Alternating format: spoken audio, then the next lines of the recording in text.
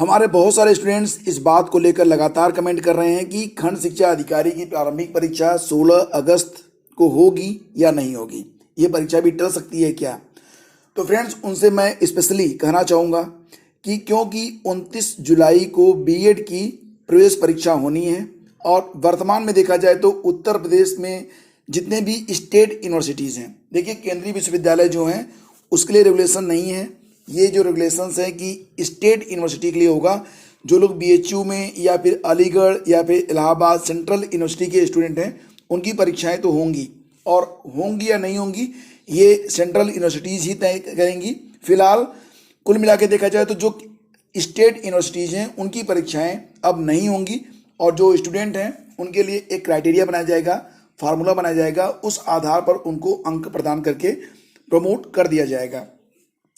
अब खंड शिक्षा अधिकारी की प्रारंभिक परीक्षा जो कि 16 अगस्त को है, ये होगी या नहीं होगी, ये सवाल बहुत सारे स्टूडेंट्स के मन में है। तो फ्रेंड्स, यहाँ पर स्पष्ट रूप से ये बताया गया है कि क्योंकि विश्वविद्यालय की परीक्षाएं टाली गई हैं, यानी कि विश्वविद्यालय की परीक्षाएं नहीं होंगी, उसके बावजूद भी बीएड की जो प्रवेश परीक्षा है वो 29 जुलाई को कराने की बात यहाँ पर कही गई है। तो निश्चित मानिए कि अगर बीएड की प्रवेश परीक्षा 29 जुलाई को हो रही है तो आपकी यानी कि खंड शिक्षा अधिकारी की परीक्षा भी 16 अगस्त को निश्चित तौर से हो जाएगी।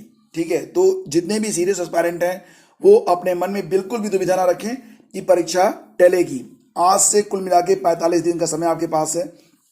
जून समाप्त हो गया, कुल मिला के देखेंगे तो जुलाई में 31 दिन और 15 दिन बचते हैं आपके पास जो है अगस्त में, तो कुल 46 दिन, एक दिन घटा लीजिएगा, आपके पास अब से 45 दिन यानी कि 1.5 महीने का समय है। और ये जो 1.5 महीने का समय है उसमें आप कोई भी दुविधा मत पालिए, आप अपनी पढ़ाई को अंजाम दीजिए, उसको अच्छे से कीजिए।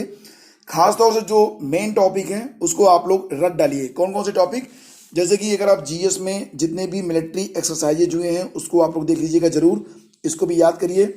जितने भी इंडेक्स जारी किए गए हैं 2019 और 2020 में, सारे इंडेक्स आपको पता होना चाहिए।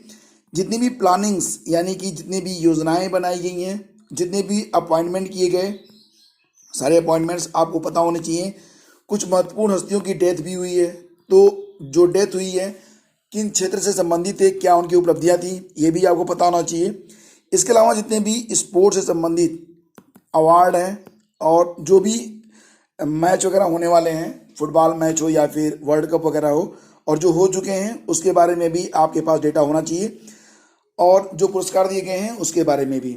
यूपी स्पेशल, जो यूपी में स्पेशल रूप से जो प्लानिंग्स बनाई गई हैं उसके बारे में भी देखिएगा। और सबसे इम्पोर्टेंट ये है कि जनगणना 2011 के बारे में आपको अच्छे से सारे फैक्ट याद होने चाहिए, और इसके अलावा पूरा सिलेबस आपके सामने आपके टेबल पर होना चाहिए। तो यहाँ पर आपके पास समय बहुत ही कम है, दुविधा में मत गुजारिए। परीक्षा तभी टलेगी जब स्थितियाँ इससे भी बदतर होती चली जाएंगी जिसकी उम्मीद नहीं है। यानी कि अगर आप एक सीरियस एस्पायरेंट हैं, इस बार खंड शिक्षा अधिकारी बनना चाहते हैं, तो आपको अभी से मान के चलना होगा कि आपके पास 1.5 महीने का समय है जिसका सदुपयोग आपको कर लेना है। तो ये एक स्पेशल मैसेज है उन स्टूडेंट्स के लिए जो लोग दुविधा में थे। फिलहाल फ्रेंड्स, सभी को शुभकामनाएं, बेस्ट ऑफ लक।